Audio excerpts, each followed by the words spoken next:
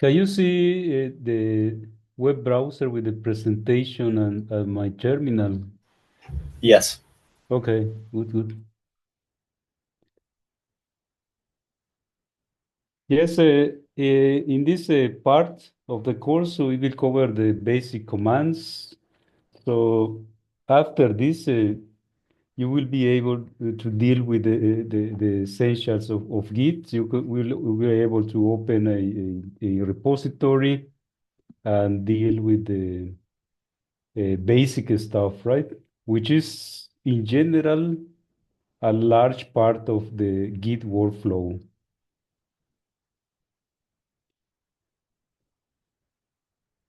So the first command that we will see is a one related to how to get help, right? So if you need to get help from the Git, yes, manual pages, you can type Git help and the name of a command. Or if you install the man pages in your Linux environment, then you can type also man git dash and the name of the command. So here is my terminal where I will type the commands. And on this side, the latest commands will appear, right? From the oldest to the latest.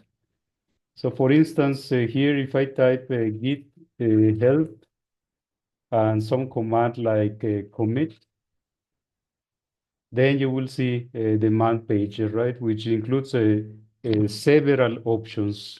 And this can make your command really powerful. And you can get the details of these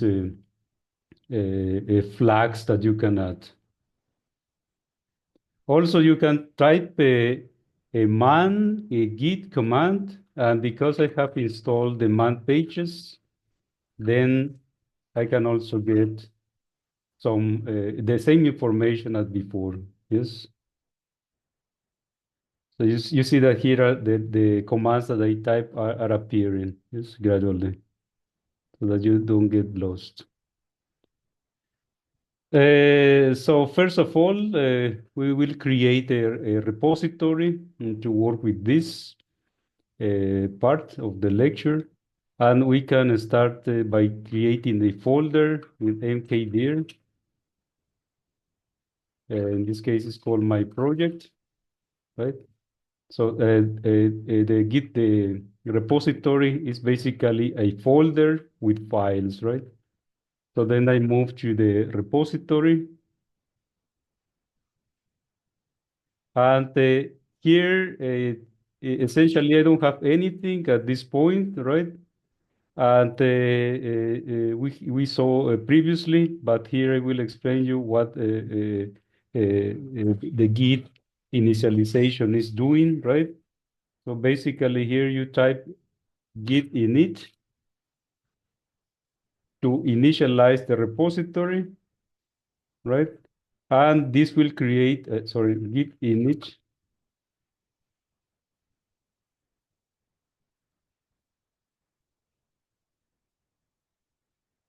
Okay. So, and this is a message saying that now the branches of the main branch will be, or is preferred to use the name main instead of the master, right? And this is something new that happens with the Git. So this was a new Git installation, and I haven't seen this previously. This is related to the name of the master branch, right? And Git suggests here that you can change the name of the master branch by using this command git branch -m, but this will be seen later on in the course when you see the branches topic. So then after typing git init, you can check the content and you cannot see anything because the files are hidden, right? If I type this command here, then I can see all the hidden files. you can see that this .git file was created, right? And this file contains all the necessary stuff for Git so that it can track your project. If you delete this file, then your Git initialization is lost, and the whole history will be lost, and you cannot recover that. For instance, if you are in Linux, you use rm-rf. So then I can take a look at the status. You have some of you have a look at this command a few minutes ago. So if you type git status, then you can see here that you are on the branch called master, and this was the comment that Git made before, and it says that now the name is suggested by Git is main instead of master. And some packages, some software have changed this terminology from calling the main process master and the others slaves to something different like main and workers or processes, something like that, so that this terminology is not just master slaves, right? But we will leave this as it is this point, right? And we see that here that no commit have been done up to this point because the repository is empty, and you can add files with the git add command that we will see in a moment. So this was one way to create a repository from scratch by doing a git init to initialize the repository. But also, if you have an existing repository online or in some path in a local server, for instance, then you can get the repository with the git clone command, right? And you type here git clone and the URL to the repository if it is online, for instance, in GitHub, or the path if it is in a local server. So then you will get the entire repository in your local computer. So this was an example that I did previously, git clone, and this an existing repository. And after doing this, I can move to the project, and then I can see what was the status, yes, with the git status command. So before I move forward with the basic commands, I thought this plot would be helpful, and you don't need to understand at this point all of these commands, right? And you will be able to understand them uh, hopefully at the end of the course, right? But the idea is to illustrate how the files are tracked or are seen in a Git repository. So this is what we did with the git init command. Yes, we created a local repository, right? And here Git arranges the files into some kind of folders, right? One of them is called the working directory, where you are constantly making changes, right? Git also distinguishes between another folder called index staging area, right? Where you will place some changes that you want to be to make it more permanent, right? But this is just an staging area, like if you are taking pictures, right? And you take some staging uh, copy. Also, we have a folder for the local branches where the information about the branches that are placed in your local repository will be put, right? And here, this is more specific. We will take a look when we talk about the remotes in a later session. And there is also a copy of the remote branches. And outside this local repository area, we have also the remote repository, which is a place, for instance, where you get the clone repository. It's something that is not in your local machine. So you can pick the changes in this remote and put it into your local repository or the other way around, right? And they are connected through this local remote branches folder. So in this case, you can see what is the effect of the different commands that we will be typing, right? And you can see where the scope of the command will be, right? Depending where you are in your local, in the remote, in the branches, and so on. So how to see, how to monitor the differences in the files?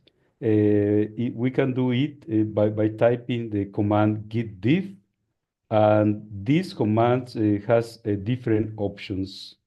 For instance, here we can see that the simple git diff command can get the differences between the working directory and the staging area, right? And also we can do a git checkout and move from this branch to the working directory, or git diff head, and this is more advanced, and you can see where is the effect of this git diff command. So they will allow us to see the difference between the files at different stages of the process. So let me do some modification to the repository that we just created. And we can start with a single file called first. So you can add some text to this file. And I will do it by using my preferred editor. In this case, it's VIM, but you can use anything that you want. You can also use echo command if you have this command available on your terminal, or notepad even.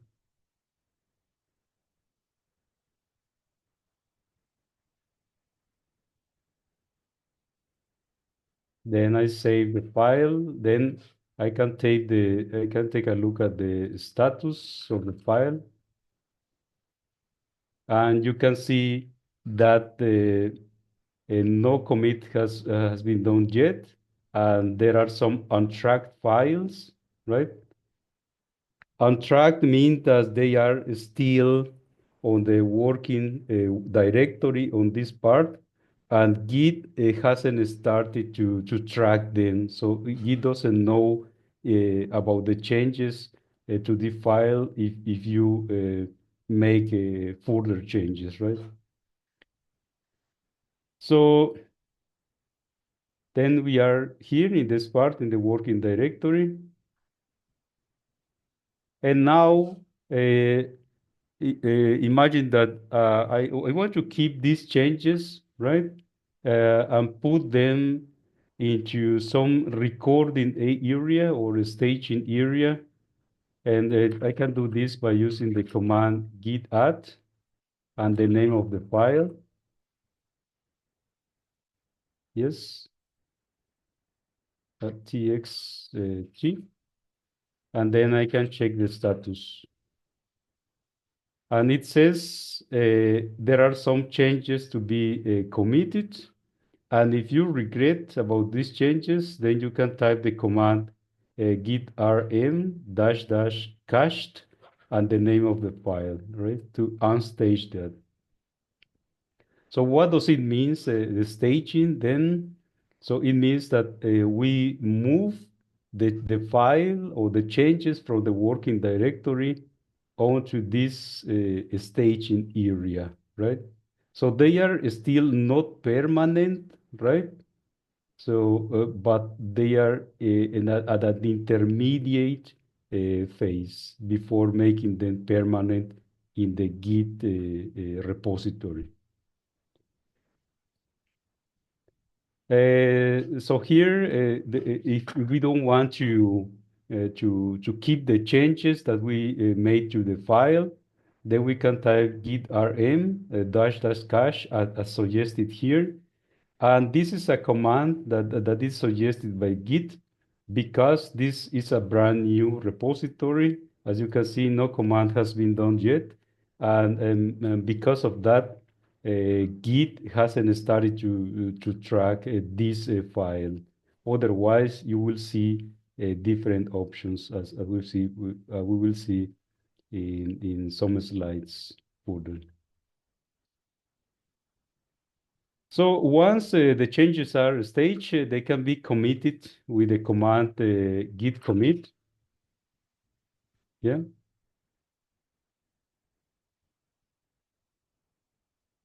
Oh, okay. So I haven't done this part up to this point, and most of you have done it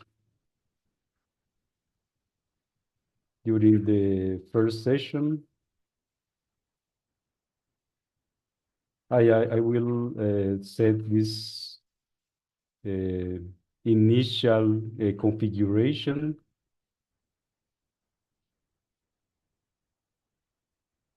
and this is a requirement for Git. Yes. So I will set my email and also my username so that the Git knows who is the author of the commits and during the history. Right? So I did these initial configurations, then I can proceed to my commit. And let's see. Yes, and then I get the VIM editor, which is my default editor in this case. Oh no, sorry, this was set to Nano. This is another editor. Sorry for this. And then, well, instead of VIM, I got Nano in these settings here that I'm using. And here I can start typing some commit message, right? So because it is Nano, I just type enter. And here I write some commit message that I want. For instance, first commit in my project. Yes, and once I am okay with the message, then I can save it, right? With Control X in this case. Oh, oops.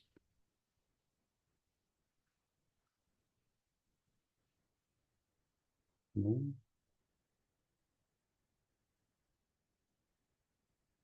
First commit in my project. Where is my X? Control X, yes, Control X, and then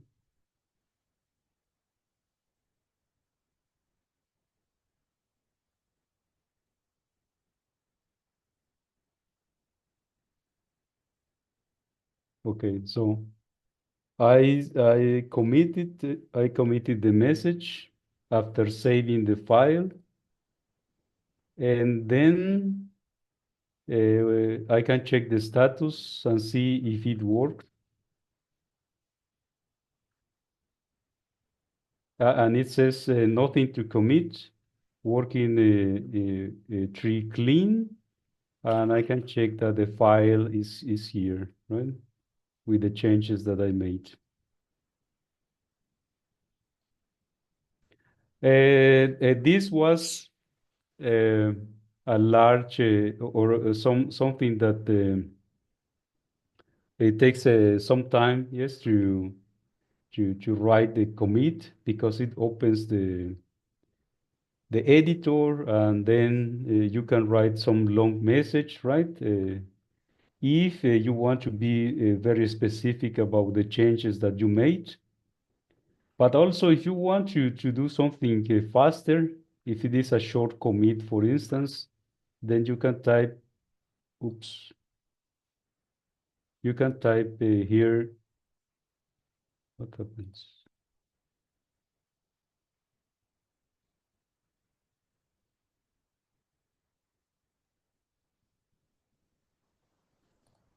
You can type here git commit dash m, and then some commit message, something that you want, yeah? A specific text, like my first file and something like this.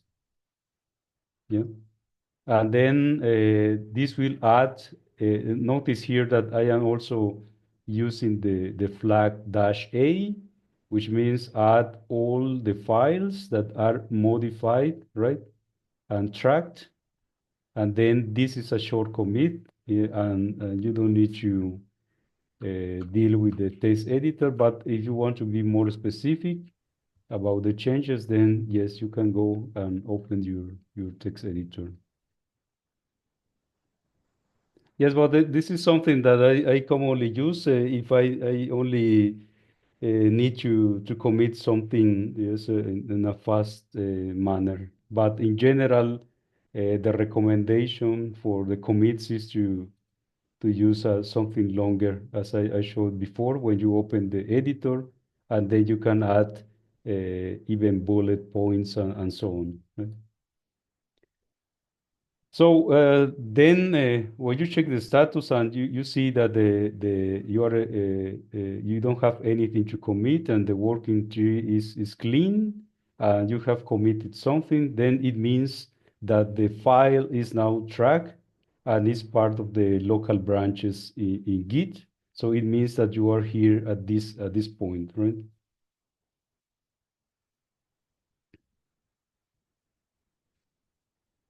Uh, here I show you some ways to unstage the files, right?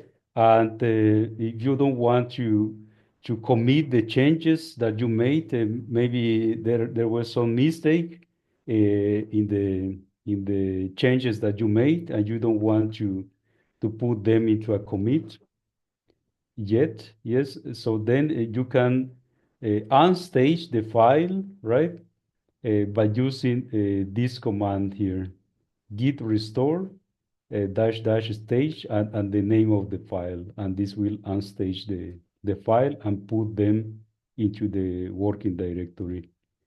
Notice here that the version or the output will show will be different depending on the Git version. And here is what I got for this Git version, right? So before versions before 2000, 2.23 show the following um, output, yes, and git reset head, right? And well, this was for an older version. So the recommended now is the restore one. So if you remember, before we observe some a different way to on stage. Oops. When we saw when we saw the first git init commit, right? And then notice here that because we have committed something, now there is a head and there is some history available in the Git repository. And because of that, we can use this command git restore and the name dash dash stage and the name of the file name. So this is one way suggested by Git, and from the last version of this course, I saw in the Git SCM webpage that this is command is experimental. The behavior may change. And there is another way that we saw previously, and it is git reset head file name. And this is an old command, right, for unstaging.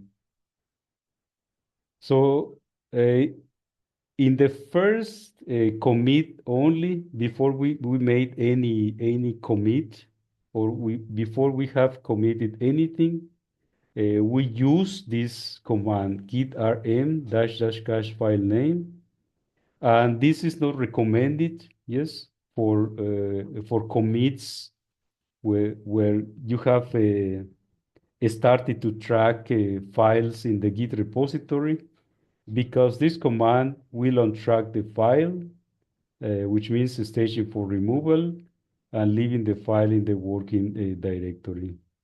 So basically, we'll take out the Git repository, and your file will be untracked. But just for the first uh, staging, for the first changes, before you haven't tracked anything, then this command is recommended by Git.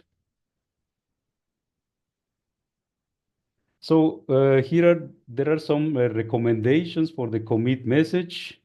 And here is, as you can see, is why the change is needed, how the problem is approached, are there side effects, and write some structured text. Some recommendations is about 70 characters long for the size of the sentence. And one can include also ticket numbers for related issues in the GitHub. That this will be seen later in the remote case. So as you can see, when you are committed something, then a long commit is necessary in general, and that's why the shortcut with dash a dash m is not something that you in general will use. So if you made some modification and then you regret about that, then you can revert to the previous commit by using the git revert head, right?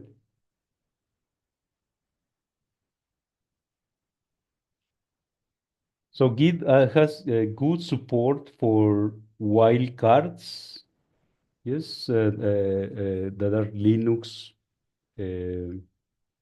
way to deal with multiple files or multiple file names, right? So for instance, imagine that in your repository, you have several files called file one, file two, file three, doctext, and you want to make some operation on these files. For instance, you want to add them at once, then you can use the wildcard question mark, which means a single character, or these brackets to mean that means a range of numbers of even letters, or there is also support for the wildcard star, which means any number of characters including zero. Yeah? So in that case, you would add the files at once. So Git add has several options, and they can help you in your workflow. For instance, if you use dash A, this will add all the files, including those in the parent folder, right? So if currently you're working in a subfolder and you want to add all the files, even in the parent, then you can use dash A, or this one dot, which means the files in the subfolders. But be careful about this because they will add all the files, and if this is what you want, then it's okay. You can commit them at once. So renaming files and folders, there is a command in Git similar to the one in Linux that is called mv. But in the case of Git, you need to use Git mv, right? So that first of all, you change the name of the file, and then Git make the staging process, right? So it does these two things at once. Otherwise, if you use only the mv, then you will simply delete the file, and then you will need to stage the changes.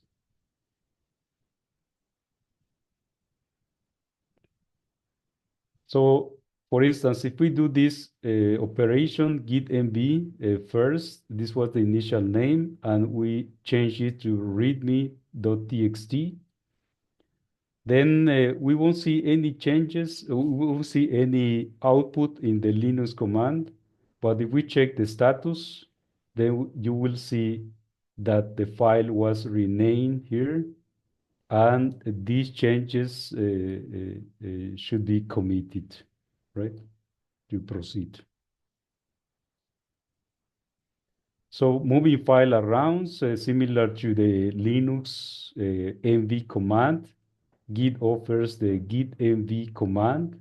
And again, this does two operations, right? Moving the file and then staging the file changes.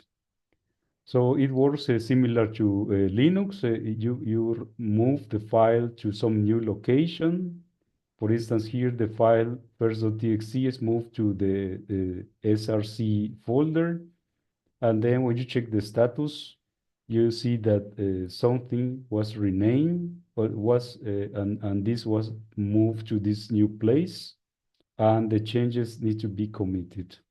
So if you want to unstate the changes, you can use this command here that is suggested by Git. So actually, Git gives you good hints on what to do in the next stage of the process. So removing file, there is also a command git rm that works similar to Linux, and you see that the changes are also staged automatically by Git.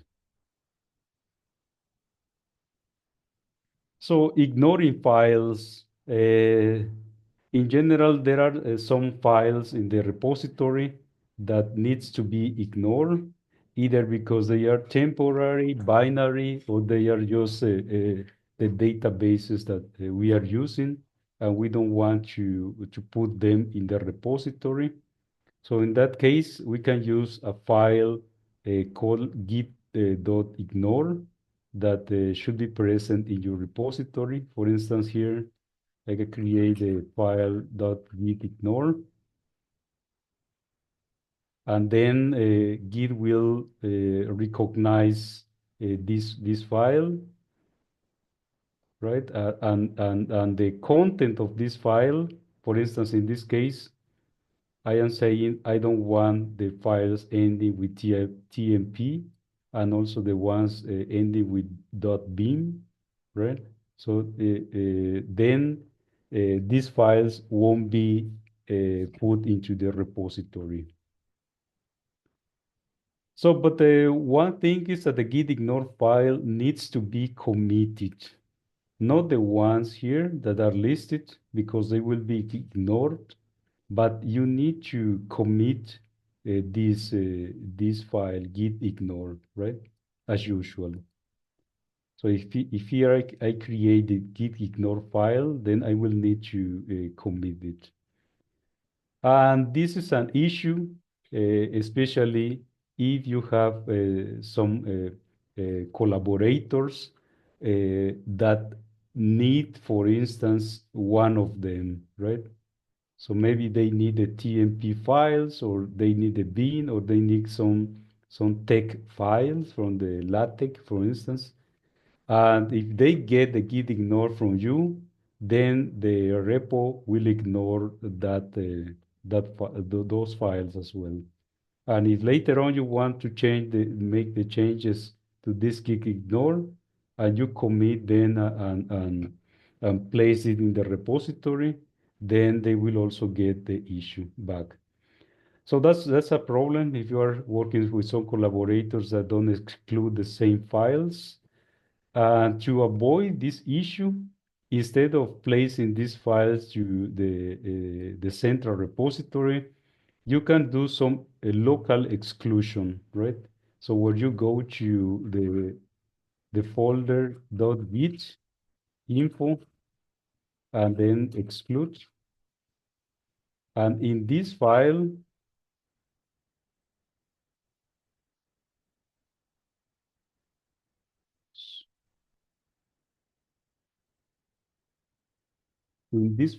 sorry, I'm making space here. Yeah.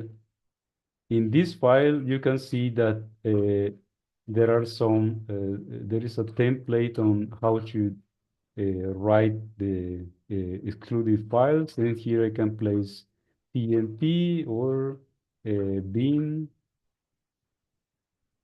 Then I save it. And then these files will be excluded, but in my local repository, which is more convenient.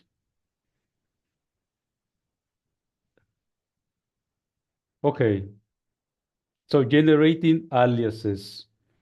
In Git, in the first page that I wrote for the man pages, you saw that the Git commands can have several options, right? Which make them very powerful. And here there is only one example. So here, for instance, if I type git log dash dash all dash dash decorate dash dash one line dash dash graph, and we will see what it means. But the purpose now is to show you what it does, right? So it just print out the commits messages in a pretty way and one line, right? So you will see that later on. Um, and so, but the point here is not exactly explaining how it does, but to show you that it's a long command. And if you need to type it every time, yes, so then it's cumbersome, I would say.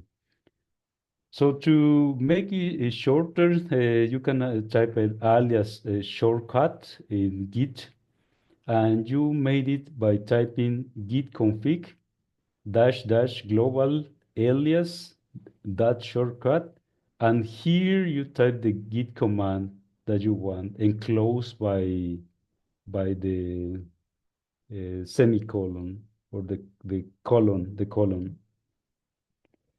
So here there is an example for this long command, right?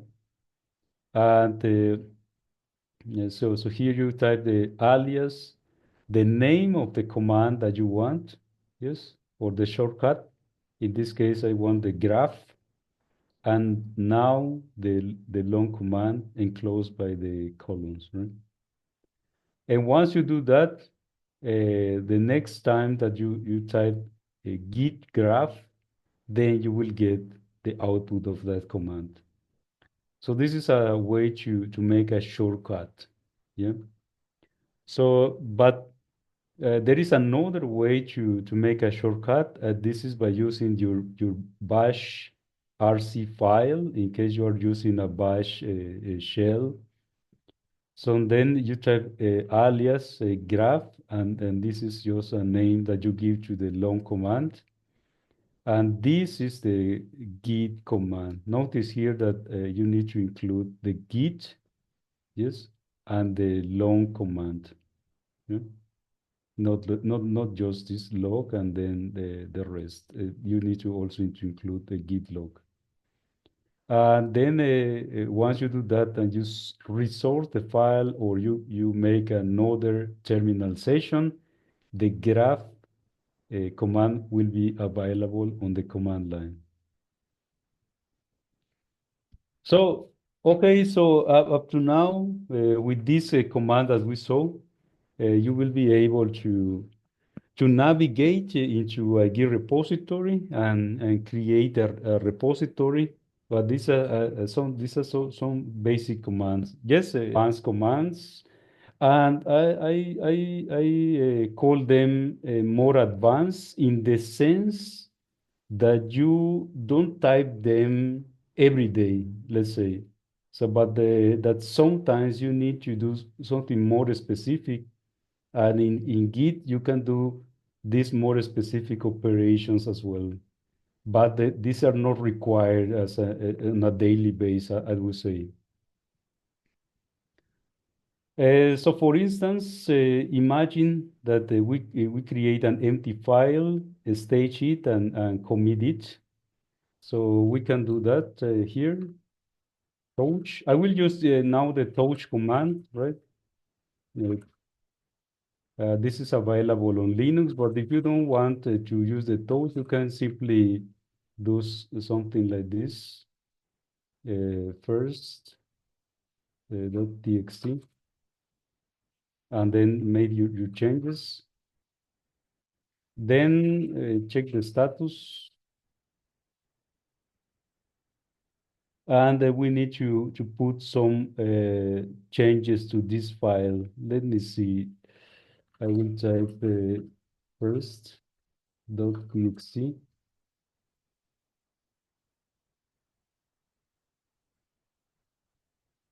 This is my first file. Interesting.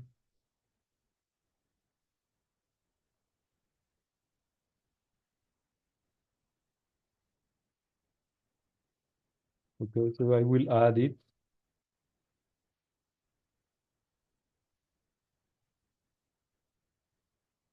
and then I can commit these changes.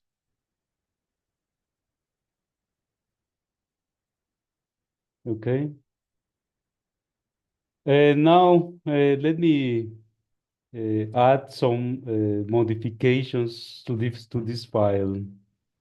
I will open that.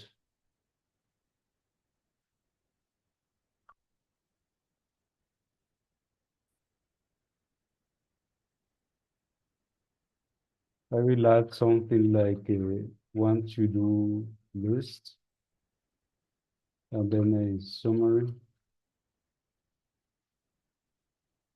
I'll save the changes. So now check the status.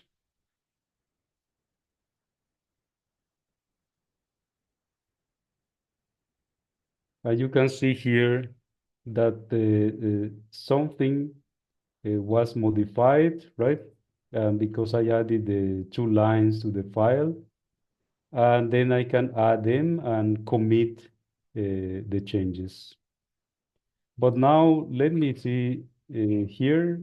Imagine that here this to-do list refers to some function that you wrote or some feature in your code. This is very simple, right? But this can be more complex. It can include a lot of text here, but I am just using 1 line to make it clearer. So imagine this is a function or a feature, and this summary is another function or another feature. And instead of committing both functions in the same commit message, so you want to separate them in different commits, right?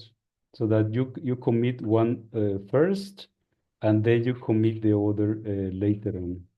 So this is more specific and more advanced in Git, and you can do it, yes, because you can add partial changes to the staging area and also commit the partial changes. So how to do that? One way is to use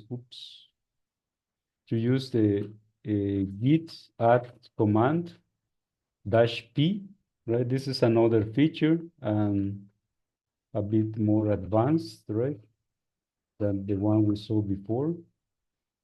And then you will see this interface where it suggests some options, right? And here you can choose several options, right? So it says that if you want to stage everything, you don't want to stage them, you want to quit, or you want to edit, and some other more specific options. So I will go to edit, and then for this I type E, and here I get an interface with the preferred text editor that I'm using. And as you can see here, if you don't want some lines in the commit message, so you can just remove them. Oops. So you can remove the lines. So in this part, in this case, I will remove this one, for instance, because I just want to include the first feature. So once I'm done with these changes, then I can exit.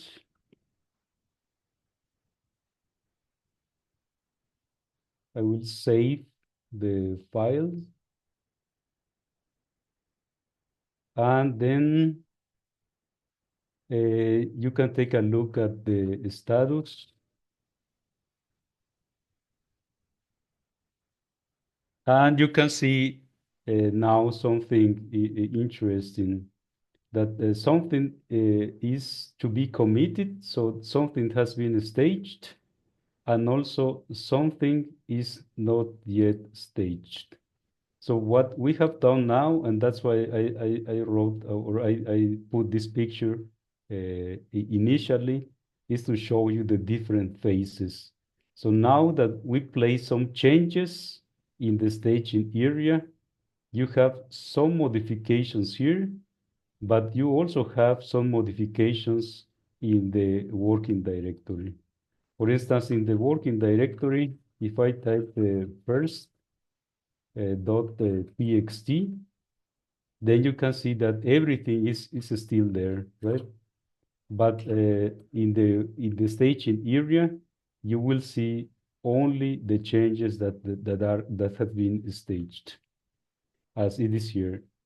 So if you want to see the difference between the stage changes and the unstaged ones, so this means the changes between this part and this part, you can type a git diff, yes, and you can see here what you are including, right? You can see that in the second file there is also one line that is not included in the staging area, that it only includes up to the to-do list. Also, you can see the difference between the stage changes and the previous commit one. So it means that the stage changes and the previous commit that are sitting here, you can see the difference if you type these two commands, which basically do the same. So let's do this. Let this dash dash stage. You will see that now, besides the first line, we are staging this line here, to-do list. So yes, so this is a bit more advanced, not something that you will do every day, but it's still useful that it can help you. This is another way to see the commands between the on-stage changes and the previous commit. Oops.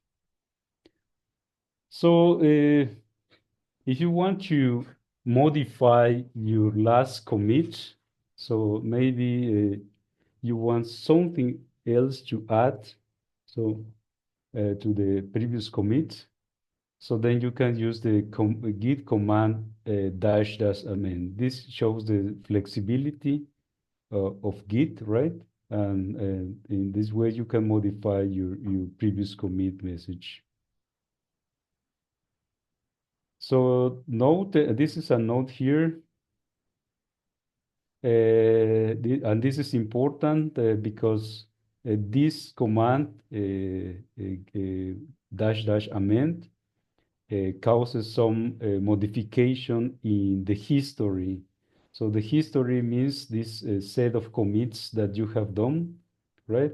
So all of your collaborators will get the same commits if they are working on the same repository, for instance. And if you use some commands like this one, amend, then it means that the modifications will be done on the commits messages and the commit itself.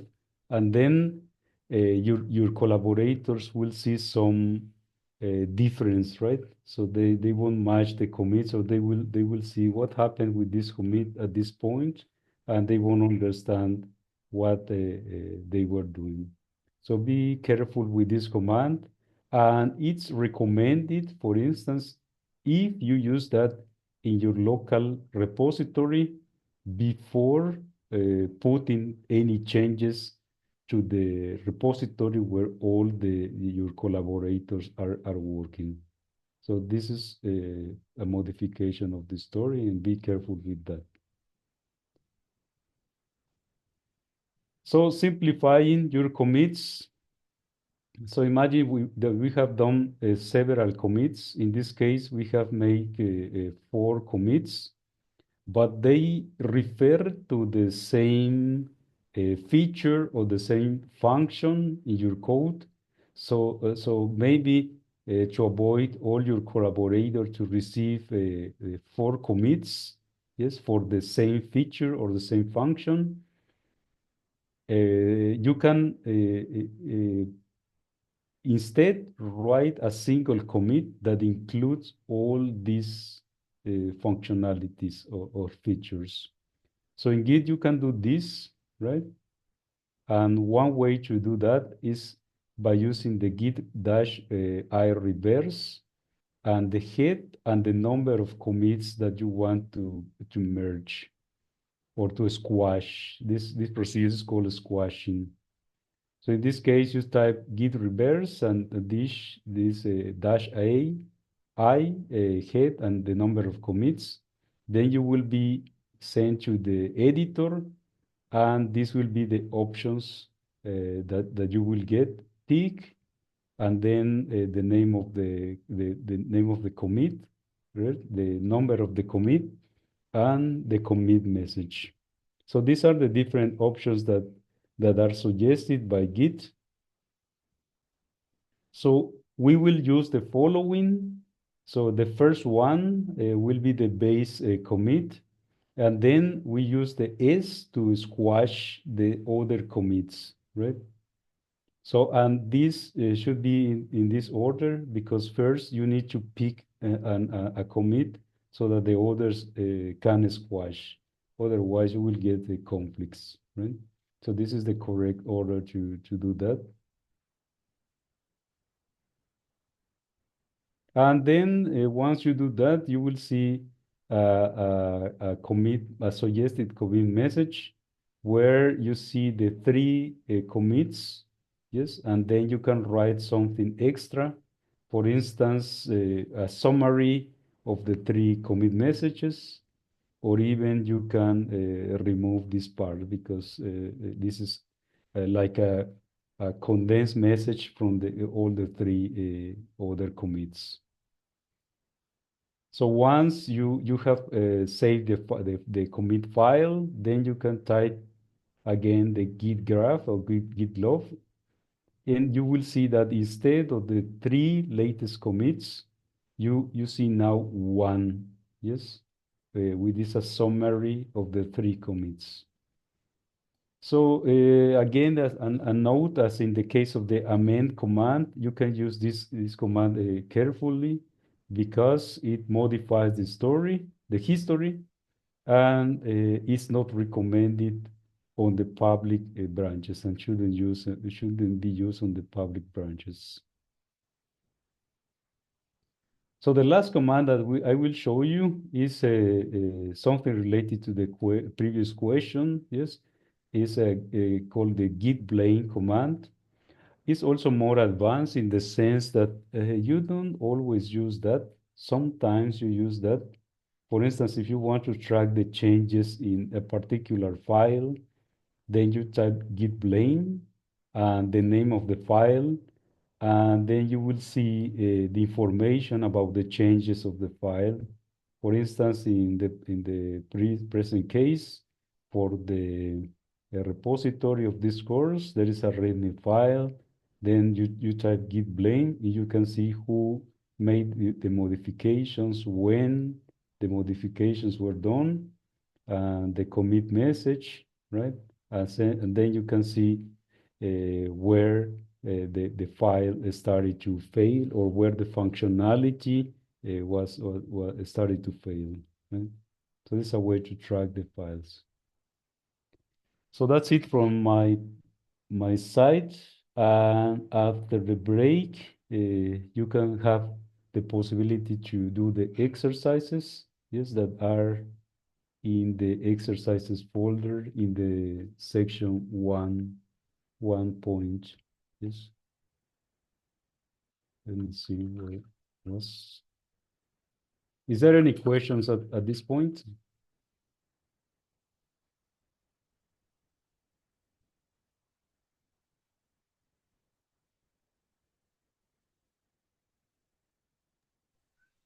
Can you repeat the part about the exercise, please? Yes, the exercises are, let me see, in the courses folder, in the materials that you don't download it, you will have this folder, Git materials, and then here there are some exercises. You can see here in the point 2, basic commands. So let me know if you located this folder. This was shown by Birgitte previously, how to download the zip folder, or if you clone the repository, it should also be there. So these are the two exercises. One is called the basic commands, and the other the git diff usage. And basically here, for instance, in the basic commands, there is a README file with some instructions that you can follow, and let us know how are you doing with this. Yeah, but this is after the break, and now we will take a break of 15 minutes. So can you see the adding files and modifications?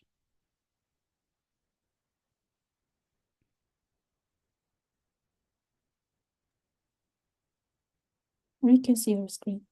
Okay. Yeah, and that's also why I mentioned that this is a bit more elaborated, right? Because in this case, you need to go to the editor and edit your commit messages. And yes, this need to be step by step. So I will show you here. Let me see where it was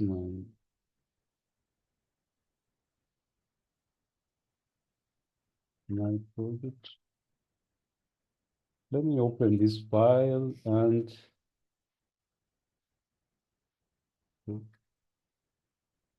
I will remove these two lines, right?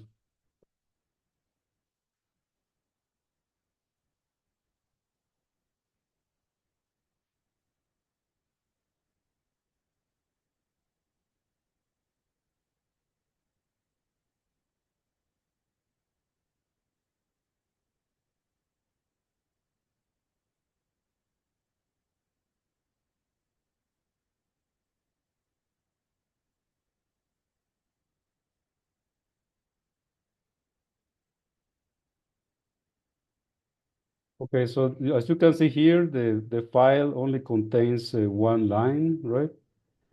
And now I will add these two functionalities that are called, for instance, to do list feature one in my code, yeah? And then I will add another one called summary feature two if you want. You save the file, right? Then I can check the status.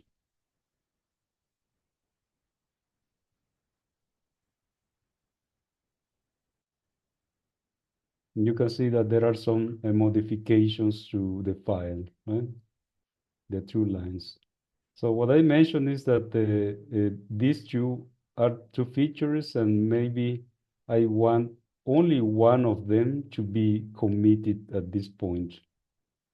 So we can add the modifications interactively. So if we go to git add -p and then first txt, then you will suggest several options, right? And here I choose the E, which is editing. So I will go to the editing mode. And this is the complex part that I mentioned before, right? So because I don't want the second feature, I just want the first feature to be included in the present commit. So I will remove these lines. Right? Yeah. And now I am fine with the first feature.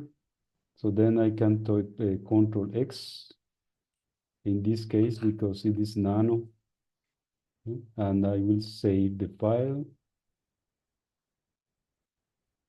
So then I mentioned before that if you go to git status, I have done this, git status. So you will see that something is ready to be committed. So this is in the staging area, right? Before the changes are made permanent, so Git offers this area where you can place the modifications. Yeah, and once you commit them, then they are permanent in the Git repository. Yeah. So before that, you do this staging step, right? And what I mentioned is that now you put some of the modifications ready to be committed in the staging area, and the others are still here in your working directory. So there you can see this scenario right now, right? So where partial changes are ready to be committed. In particular, only the first feature is ready to be committed, not the second one. So what I mentioned is that you can use the git diff to see the difference between the files at the different stages, either here and here, or here and here, or even here between this one and this one. Yeah? So the git diff offers this functionality. So let me know if you could follow this and how you are doing with the exercises.